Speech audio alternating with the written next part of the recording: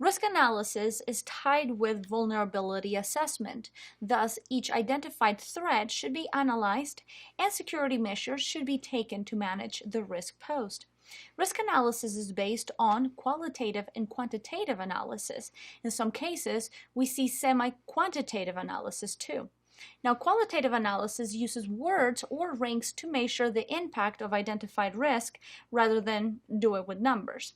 Low, medium, and high are usually used to rank the risks. That's right. And quantitative analysis is purely numeric numbers and values and is usually based on statistics, historical records, best practices, testing, and experiments.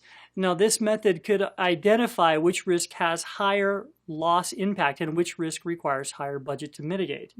After identifying the risks and ranking them, the response planning phase starts.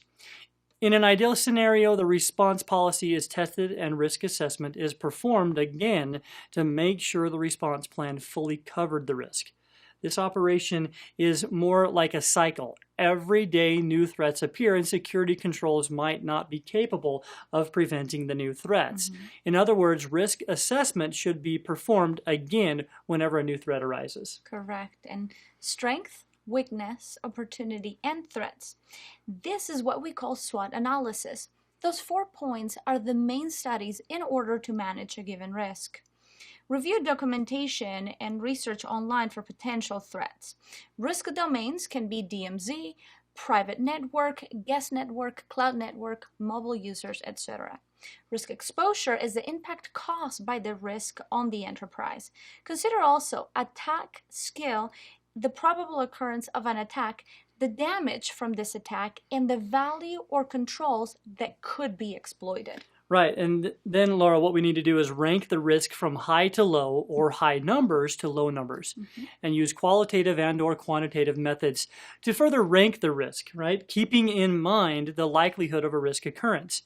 Identify countermeasures, which could be security controls that are already in place or new measures that should be taken. And then finally, really document everything. Likelihood is the possibility that a threat or vulnerability can turn to a real risk and can be exploited. The impact of the risk is measured by quantity of damage caused by the exploit. Likelihood and impact are measured with numbers from 0 to 9, where 0 to 3 is low, and 3 to 6 is medium, and 6 to 9 is high. Now, to find out the likelihood of a risk, ask these questions, right? What are the skills required for an attacker to exploit the vulnerability? What are the benefits and or motivation for the attacker? What are the requirements to access given resources? Is the vulnerability easy to discover? Is it known by all security professionals and hackers? Is there an exploit already for this vulnerability? Can you detect the attack if it took place? Yeah, those are really good. Now, to determine the impact of a given risk, now ask, how sensitive is the data that may be disclosed?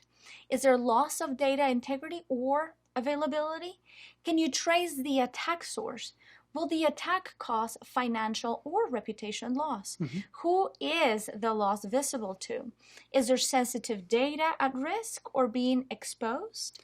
Now, after determining these risks and then ranking them, a response plan for each risk should be applied. Response strategies vary from one risk to another, depending on how severe the risks are.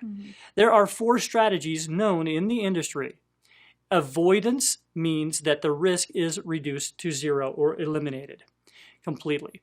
It's almost impossible to achieve this level by taking security measures. The only way to do this is to remove the cause of the risk, i.e. allowing access to social media is a threat. The only way to avoid it is by blocking access to social media for all the organization, right? Transference is when you transfer the risk to another entity. such as insurance or a service provider, where they are accountable 100% for the impact in case an attack occurs. Yeah. And mitigation is using security controls to protect against a risk until the risk impact is reduced to a level that is tolerated by the organization.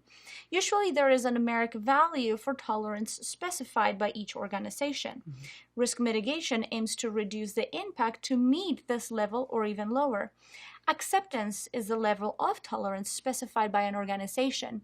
When all security measures are taken to mitigate a risk, the remainder of impact will be accepted and tolerated as there's no way to remove it 100%. No.